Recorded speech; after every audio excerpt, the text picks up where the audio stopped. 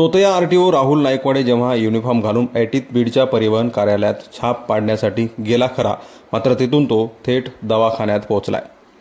झालं असं की सदरील तोतया आरटीओ नाईकवाडे जेव्हा आरटीओ कार्यालयात गेला तेव्हा खऱ्याखुऱ्या अधिकाऱ्यांनी त्याला चौकशीच्या फेऱ्यात घेतले, तेव्हा तो बनावट असल्याचं निष्पन्न झालं।